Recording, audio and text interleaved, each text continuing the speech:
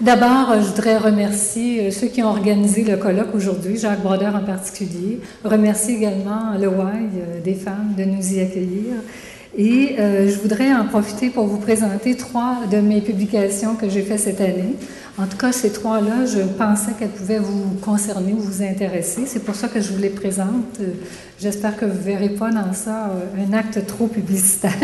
Alors évidemment, il y a le livre dont Jacques Brodeur vient de vous parler, La mode hypersexualisée. C'est un livre qui m'a demandé 4 ans de recherche où je retrace toutes les influences de la mode hypersexualisée sur le plan vestimentaire et social. Il y a un petit lexique également à la fin qui rend compte de toutes les origines des termes qui sont utilisés par rapport à la mode hypersexualisée. C'est un tout petit livre publié aux éditions Sisyphe qui visait davantage les jeunes du secondaire, du cégep et évidemment de l'université, mais davantage les jeunes au niveau collégial et secondaire.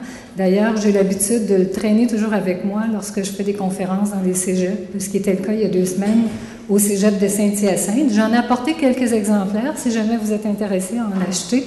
Alors, ils sont 10 $. J'ai également apporté le dictionnaire de l'adolescence et de la jeunesse qui a été publié cette année aux presses universitaires de France. C'est vraiment, ça a été fait sous la direction d'un anthropologue qui, à mon avis, est l'anthropologue de la planète actuellement, David Le Breton, également Daniel Marcelli. Et moi, j'ai écrit tout le volet qui concerne la mode des jeunes à travers le monde. Mais pour tous ceux qui s'intéressent au phénomène de jeunesse, d'adolescence, je vous dis que c'est un bijou de livre. Et puis, voilà, il faut vraiment jeter un coup d'œil là-dessus. Vous avez toute la dernière information, les dernières statistiques sur tout ce qui concerne la vie, la mentalité, les comportements des jeunes. C'est extraordinaire.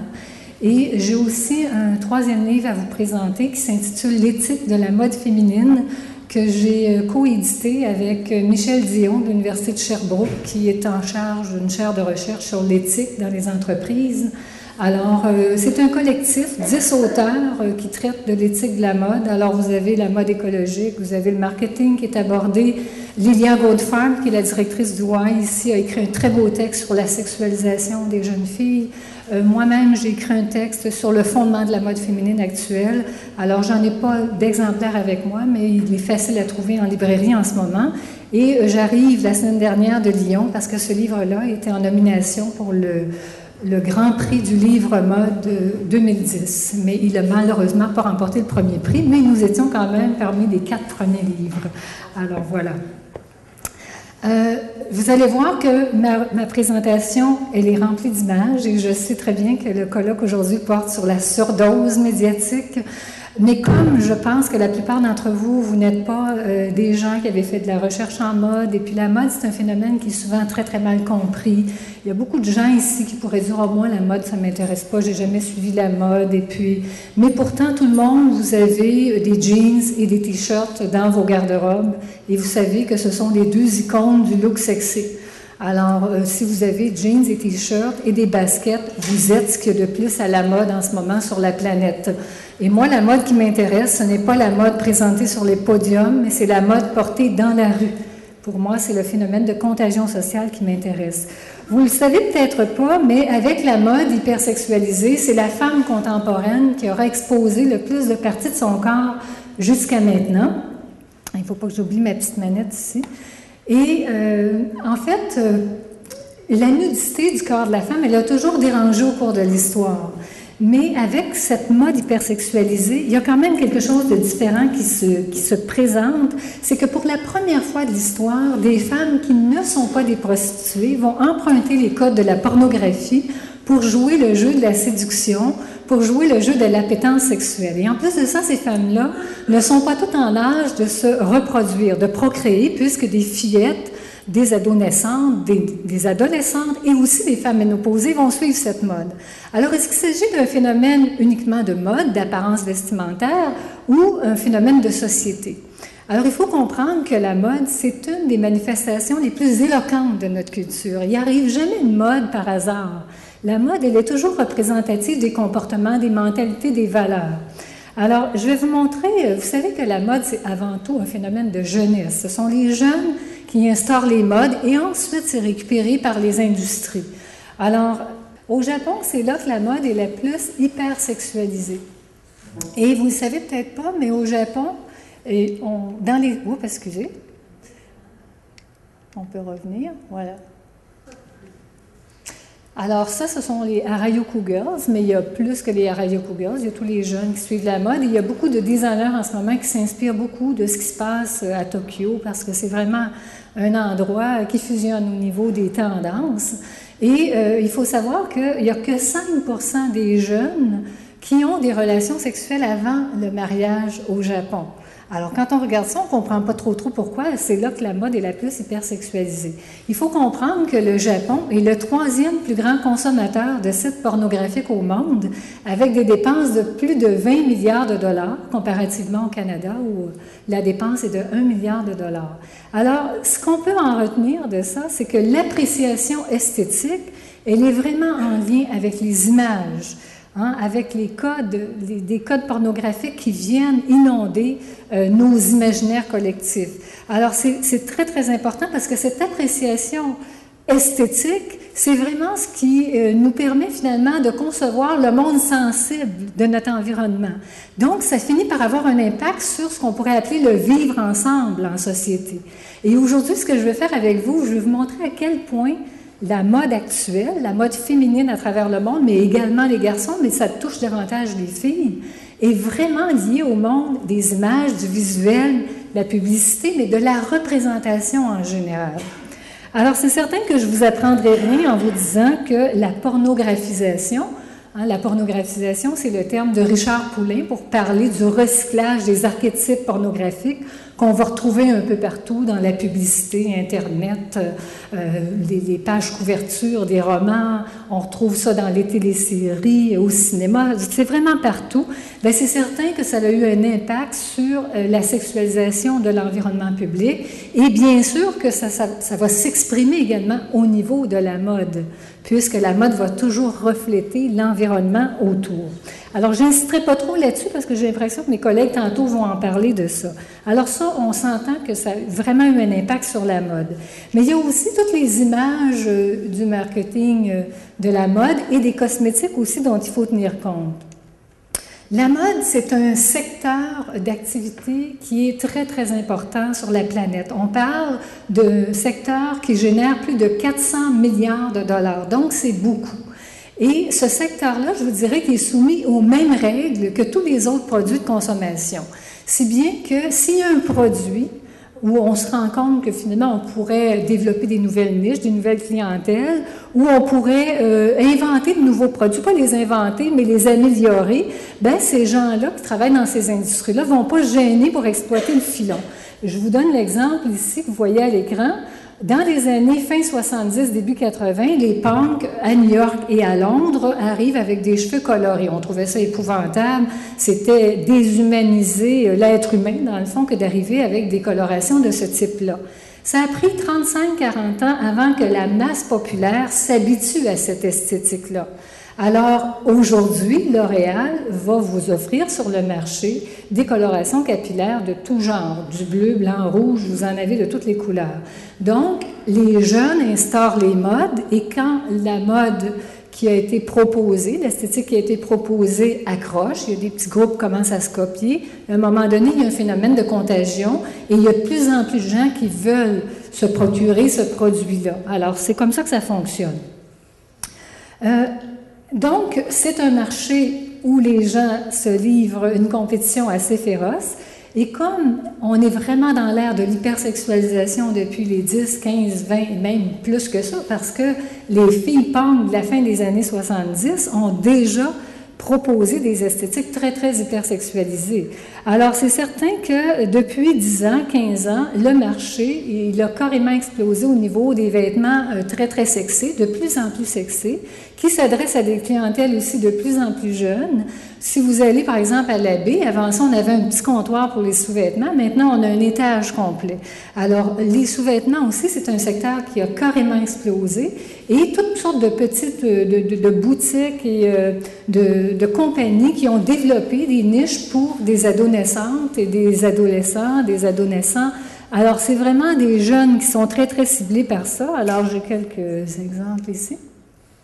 On pense à la Senza Girl, Château Junior, Jacob Junior. Alors là, on a aussi Diesel qui s'est mis de la partie parce qu'on s'est rendu compte que c'est un secteur qui était très, très payant. Alors, en plus du marché de la mode, je voudrais aussi vous parler du marché des cosmétiques parce qu'il faut quand même considérer que, peut-être pas tout de suite, le marché de la mode comme tel, on s'est rendu compte aux États-Unis, par exemple, chez les jeunes, ça marchait très, très fort. Donc, les publicitaires vont investir autour de 12 milliards par année pour aller rejoindre ces nouvelles clientèles-là. Alors, ça vous donne une idée. Hein? Puis là, vous avez sûrement remarqué à la télévision, on commence à cibler maintenant les hommes pour des produits cosmétiques. Dès qu'on sent qu'il y a comme une clientèle qui est intéressée à acheter des produits, on va tout de suite mettre en branle tout un système marketing pour rejoindre ces clientèles-là. Alors, c'est sûr qu'en bout de ligne, ça fait beaucoup d'images. Je voudrais m'en tenir à mon 20 minutes, donc je vais m'en tenir un petit peu à mon texte parce que j'ai tellement de choses à vous dire par rapport à ça. L'industrie des cosmétiques aussi, au cours des dernières années, les 2 dernières décennies, a connu un essor absolument incroyable. Alors, on parle, par exemple, d'une croissance annuelle au Canada de 5 % puis ailleurs dans le monde de 9 % ce qui est quand même énorme. Alors, ça joue très, très dur au niveau des cosmétiques et les stratégies sont de plus en plus agressives. Et ce que les compagnies font maintenant, c'est qu'ils vont avoir recours à ce qu'on appelle des égéries. Tantôt, on parlait de mascottes, là, dans le cas des plus jeunes, parce que c'est sous forme de bande dessinée. Mais quand on a recours à une vedette connue, à un acteur, à un professionnel, plus au niveau du mannequinat, on parle d'égérie. Et autrefois, les grandes marques avaient recours à des porte-paroles qui avaient des comportements sans reproche. Maintenant, c'est le scandale qui fait vendre. Alors, on va aller chercher des vedettes, justement, qui sont très controversées, soit au niveau de leur tenue vestimentaire, leur comportement dans la vie, etc. Ici, vous avez Kate Moss, hein, qui est très, très sollicitée parce qu'elle est reconnue pour avoir eu une vie difficile, drogue, etc. Alors, ici, on la retrouve dans un environnement qu'on pourrait dire peep show, alors pour annoncer un parfum haut de gamme, Opium, de Yves Saint-Laurent. Et en passant, c'est un livre d'Yves Saint-Laurent qui a gagné le premier prix par rapport au livre mode et qui était subventionné par la Fondation Yves Saint-Laurent, alors vous voyez. Donc, on va avoir recours à ces égéries-là. Alors, j'en ai un autre exemple ici, encore une fois Kate Moss, mais ici pour Joss Cavalli. Vous voyez ici la mise en scène, c'est la trilogie sexuelle. Alors, j'ai d'autres exemples aussi, Madonna qui va représenter Louis Vuitton, Paris Hilton qui va représenter Guess. Donc, on les met en scène aussi dans des contextes très provocateurs, puis beaucoup à connotation sexuelle. C'est toujours l'image de la bad girl qui est valorisée, l'image de la bad girl sexy. Alors, être belle, maintenant, pour l'industrie de la mode et des cosmétiques, ça ne suffit plus. Alors, il faut que ces femmes-là, dans ces publicités-là, hein, on va valoriser constamment des femmes, des filles qui vont se comporter en rebelles, qui vont afficher une sexualité ouverte, pour ne pas dire débridée, des femmes qui vont vouloir, dans le fond, satisfaire tous les fantasmes masculins. Alors, il faut aussi savoir, parce qu'étant donné qu'on parle d'image aujourd'hui, il faut aussi savoir que les images qu'on appelle porno chic, soft porn, ont vu le jour dans l'univers de la mode. En fait, c'est 2 photographes qui travaillaient pour la revue Playboy et Hustler qui ont été sollicités par des magazines de mode. Alors, c'est Terry Richardson et Helmut Newton qui, dans les années 80, ont commencé à faire de la photo de mode. Et à partir de ce moment-là, les revues de mode se sont transformées en revues pornographiques. Aujourd'hui, on est tellement habitué. Attendez, je pense que j'avais une autre image pour vous montrer, parce que souvent, on fait des reportages sur ces grands éditoriaux mode, ces grands reportages mode, finalement, qui ont marqué l'histoire de la photo, parce que souvent, c'est considéré comme de l'art. Alors, c'est valorisé dans le système en général. Alors aujourd'hui, on est tellement habitué à ce type de publicité, à voir la nudité des femmes, dans le fond exploitée, pas uniquement dans la publicité des cosmétiques et de la mode, mais dans la publicité en général. Tantôt, j'en parlais à l'heure du dîner, c'est que souvent, on a l'impression qu'il n'y a que la mode et les cosmétiques qui exploitent la nudité, alors que c'est tous les types de produits qui ont recours vraiment à la nudité puis à l'exposition de femmes hypersexuelles et de toutes sortes de façons. Même les restaurants, le guide du Resto Voir était à peu près ce qu'il y avait de plus sexualisé l'année dernière avec sa version sexualisée du Petit Chaperon Rouge. Alors, c'est pas uniquement de la mode, et ça, il faut vraiment le comprendre ici. Mais on est tellement habitué à ça, surtout dans les milieux de la mode et des cosmétiques, qu'on retrouve même éthique certaines pratiques, je vous dirais, stratégies marketing, qui, à mon avis, sont fort pernicieuses. Alors, je vous donne le cas de Dove, parce que Dove est souvent cité comme un exemple, une compagnie éthique, parce que Dove se positionne en faveur d'une image diversifiée de la femme, mais Dove exploite aussi la nudité des femmes. Et en plus, Dove ne se contente pas, par exemple, de publier ses publicités uniquement dans les magazines, parce que là, on pourrait avoir un rapport direct avec la lectrice. Dove va aussi utiliser d'autres supports médias, comme les panneaux routiers. Donc, la compagnie Dove, elle contribue à sexualiser l'environnement urbain, l'environnement public également. En plus de ça, vous ne le savez peut-être pas, mais Dove, c'est une filiale de la compagnie Unilever. Et Unilever, ils produisent les parfums, les produits Axe.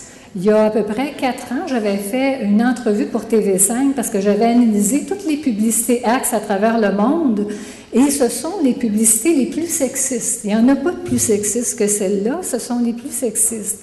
Alors, vous voyez que le positionnement éthique de Dove, dans le fond, il sert vraiment à des fins mercantiles, même si on doit reconnaître la valeur, je vous dirais, éducative des dernières campagnes de relations publiques que Dove fait auprès des adolescentes et des préadolescentes. Mais il faut quand même rester conscient que les compagnies qui se positionnent éthiques le font toujours parce qu'il y a de l'argent à faire. Je voulais aussi mentionner, bon, tantôt on parlait de publicité, mais c'est beaucoup plus large que ça, le phénomène de l'hypersexualisation. C'est pas uniquement les images qui font ça, les images y participent aussi, mais c'est beaucoup plus large. J'ai pas beaucoup de temps aujourd'hui pour vous en parler, mais j'ai quand même voulu vous sensibiliser à quelques phénomènes. Il y a le philosophe Jean Henriquez qui nous dit qu'on est tellement habitué, tellement entraîné aux images que maintenant on a besoin de voir et d'être vu. Et il nous dit que dans un contexte comme ça, la nudité physique et psychique, ça devient quelque part le mot d'ordre. Alors, le look hypersexy, il soutient justement ce mot d'ordre-là. Parce qu'en montrant le plus possible leur corps, les filles, les garçons, mais aussi de plus en plus d'adultes, prétendent, dans le fond, symboliquement, ne rien cacher, ne rien avoir à cacher. Et vous savez que la tendance à s'exposer aux autres, elle est courante dans notre société. Parce qu'en étayant leur intimité au grand jour, les gens maintenant ont l'impression de devenir quelqu'un d'important. Et il y a un sociologue français, Henri-Pierre Jeudi, qui nous dit que l'exhibition des choses intimes semble donner la preuve de notre individualité, de notre singularité. Alors, on parle maintenant d'un phénomène d'extimité, qui est le contraire d'intimité, et c'est un terme qui nous est proposé par le psychanalyste Serge Tisseron. Et vous savez que la télévision, hein, c'est pas la seule à être devenue un grand confessionnal où les gens peuvent aller livrer leurs secrets les plus intimes. Si vous allez sur Internet, vous allez trouver plein de sites de réseautage qui le font. Je pense entre autres au site Buffree, où vous pouvez tenir un journal intime sur votre vie sexuelle et le rendre accessible à tous vos amis. Alors, il y a un professeur de l'université Stanford qui s'est intéressé au phénomène et lui nous dit que quand on décrit sur Internet nos mauvais côtés ou nos revers ou nos secrets, on a l'impression d'être accepté par ceux qui nous lisent. C'est un peu comme si on allait chercher l'absolution. C'est une forme de nouveau confessionnal. Alors maintenant, on ne se confesse plus pour nos péchés, on les livre aux autres puis ça nous soulage. Alors c'est devenu une sorte de rite d'intégration sociale. Et dans le fond, la mode, elle ne fait que refléter ce phénomène-là. Parce que si vous êtes impudique au niveau de votre intériorité, bien évidemment, vous allez devenir impudique au niveau de votre extériorité. Un ne va pas sans l'autre. Et il y a aussi la quête de la célébrité qui encourage beaucoup cette mode hypersexualisée. Je pense que j'avais Love Story. Alors, d'ailleurs, vous savez que la version chic du style hypersexualisé, on l'appelle la glam sexy, et c'est celle qui connaît le plus de succès en ce moment à travers le monde, pas uniquement ici en Amérique, mais à travers le monde. Et ça correspond, dans le fond, à s'habiller comme une vedette d'Hollywood, mais au quotidien. Pourquoi? Pour attirer le plus de regards possible. Et il y a plusieurs magazines qui en ont fait leur spécialité. Il y a beaucoup de magazines maintenant qui vont intégrer le terme glamour dans leur raison sociale. Alors, pourtant, si on regarde les livres des spécialistes en étiquette sociale, on suggère encore aux femmes de ne pas s'habiller de façon clinquante parce que c'est de mauvais goût, c'est mauvais genre. Mais c'est justement pour ça que cette mode-là fonctionne bien. Pourquoi? Parce que depuis 10, 15, 20 ans, on privilégie beaucoup au niveau de l'apparence le paraître rebelle. Alors, c'est vraiment ce qui est valorisé. Et en s'habillant de cette façon-là, les femmes s'éloignent des codes bourgeois.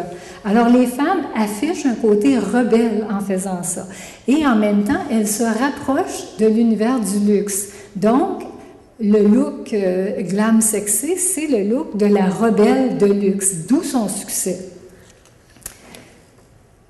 Il semblerait aussi que le glam sexy est vraiment pas près de s'estomper, puisqu'actuellement, on a un retour au niveau de la mode, de l'habillement des années 50-60. Vous allez dire, on n'était pas si sexy dans ces années-là, sauf que les modèles qu'on véhicule en ce moment, ce sont les modèles qu'on retrouve dans les téléséries Mad Men et Boardwalk Empire.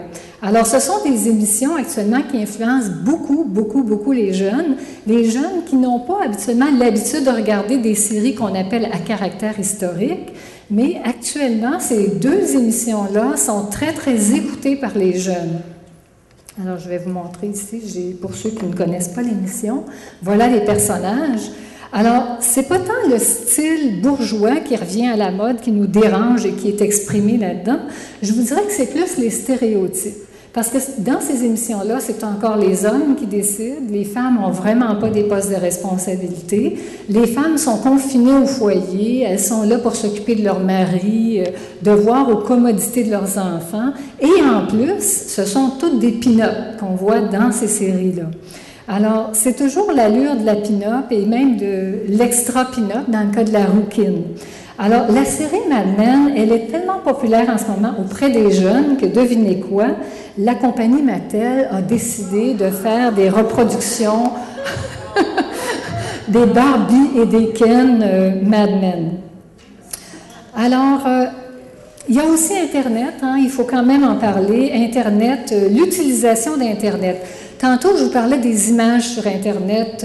Vous savez que 70% du contenu d'Internet est lié au sexe. Alors, c'est certain que ça finit par inonder de codes pornographiques nos imaginaires, mais c'est plus que ça, parce que l'utilisation même d'Internet, c'est-à-dire le fait d'utiliser à tous les jours Internet, va faire en sorte que la perception du temps va changer. Maintenant, on va vivre beaucoup dans l'immédiateté. Et ça a l'air de rien, mais ça change notre façon de penser, de nous voir, de voir notre corps, de percevoir notre environnement. Alors, pour nous, pour les jeunes surtout qui n'ont connu que cet univers-là, il n'est plus question d'attendre. Par exemple, pour se procurer un produit, ils vont acheter maintenant, ils vont payer plus tard. Tantôt, on parlait de consommation. Alors, et c'est un peu la même chose en amour. On va un peu à l'image de la pornographie, éliminer le temps désir pour se concentrer sur la satisfaction immédiate. Et en plus de ça, avec tous les problèmes qu'on vit en ce moment sur la planète, on a peur de l'avenir. Donc, les problèmes nous font croire qu'il n'y aura pas d'avenir. On a une tendance à vivre en condamné à mort, à prendre des risques, à vouloir tout essayer. Et c'est encore plus vrai dans le cas des jeunes. Et la mode hypersexualisée, c'est exactement ce qu'elle exprime. Elle affiche, dans le fond, une femme qui s'habille de cette façon-là. Elle exprime la séduction immédiate. Elle annonce le plaisir sexuel, mais sans engagement, et elle véhicule aussi l'image d'une femme qui est prête à tout essayer, sexuellement parlant. Alors, donc, on voit qu'il n'y a pas que le contenu des images qui va aussi influencer notre façon de voir notre environnement, puis de comprendre et de réfléchir sur notre vie, mais aussi notre rapport à ces nouvelles technologies-là va avoir un impact sur nos appréciations de la vie, sur nos choix, sur notre comportement. Alors, même chose pour les images publicitaires qui envahissent nos décors au quotidien. Elles nous entraînent au désir marchand. Il y a un philosophe du nom de Damien Leguet qui nous dit que le désir marchand, il faut que je pèse sur ça en même temps, stimulé dans le fond par ces images publicitaires et autres images, c'est fondé dans le fond sur le besoin de changer pour changer. Et ça finit par déteindre sur notre vie amoureuse, en nous amenant à vouloir changer constamment de partenaire sexuel, à vivre de multiples expériences sexuelles et à vouloir tout essayer. Et le look, encore une fois, hypersexé, il cristallise spécifiquement cette transposition de l'acte de consommer dans le champ de la sexualité. Et en plus de ça, si vous regardez le look hypersexualisé, c'est le stéréotype de la prostituée qui met en valeur. La prostituée, c'est la femme à acheter. Alors, et en plus de ça, cette femme-là, elle répond aux attentes du consommateur contemporain. Aujourd'hui, on la qualifie d'insatiable, d'exigeant, d'infidèle, mais surtout dont les impulsions d'achat vont être fondées sur le packaging, sur l'emballage. Alors, on est tellement entraîné à nous laisser séduire par les emballages qu'on va aussi se laisser séduire par l'apparence des personnes. Et dans ce contexte-là, notre apparence aussi doit plaire aux autres. Et l'anthropologue dont je vous parlais tantôt, qui a dirigé le dictionnaire de l'adolescence, alors David Le Breton, il nous dit que notre intériorité finit par se résoudre en un effort d'extériorité. Alors, pour ressembler aux modèles qui sont véhiculés par les médias, on vit maintenant dans la compagnie d'une image idéalisée de soi. Et cette image-là, ça devient un peu un objet fétiche, qui devient un objet d'un culte narcissique. Alors, il va falloir qu'on contrôle notre corps, on contrôle notre poids, notre poil, notre silhouette, notre âge, et tous les efforts qu'on va investir dans notre corps vont vous demander des sacrifices, vont demander un investissement d'argent. Alors, en bout de ligne, notre corps va devenir un objet de fierté, on va vouloir l'exposer. Et encore une fois, la mode hypersexualisée, elle répond à ce besoin d'exposer le corps, qui a besoin d'être dénudé pour qu'on puisse voir justement le travail qui est effectué. En conclusion, je terminerai en vous rappelant que la première influence de la mode hypersexualisée, c'est une image qui date de 1897, la pin-up, qui avait été dessinée par Charles Dana Gibson, un Américain, un illustrateur américain. Et assez bizarrement, les Américaines se sont identifiées à ce modèle-là. Elles l'ont vu comme un mouvement libérateur. Et évidemment, la pin-up, elle représentait l'Amérique, d'où son succès également. Alors aujourd'hui, la pin-up, avant de parler d'aujourd'hui, peut-être vous dire qu'elle a connu son envol surtout dans les années 50. Pourquoi? Avec la Deuxième Guerre mondiale, parce que les soldats partaient, les marins partaient sans femmes. Alors ils apportaient avec eux une pin-up en papier. Alors, le pin-up, c'est une fille qu'on épingle sur le mur. Et celui qui a fondé le Playboy, Hugh Hefner, il a fait la Deuxième Guerre mondiale, il a souffert de ne pas être bon en dessin. Quand il est revenu de la guerre, il a suivi des cours de dessin et 2 ans après, il a fondé sa revue Playboy. Pour vous dire combien les images sont rattachées à cette image de pin-up. Et la fameuse pin-up, maintenant, on la retrouve partout. Ça fait 100 ans qu'elle inonde notre imaginaire collectif. Et la Barbie, et maintenant, les Bratz, les poupées Bratz, dont notre amie Lydia Goldfarb parle dans le livre sur l'éthique de la mode, ce sont des pin-up. Et il y a même maintenant notre fameux Mae West de Vachon qui nous propose la fameuse pin-up. Alors, depuis l'année dernière. Alors, vous voyez que la pin-up est devenue un modèle idéal pour les femmes, pour les filles et aussi pour les adolescentes. Alors,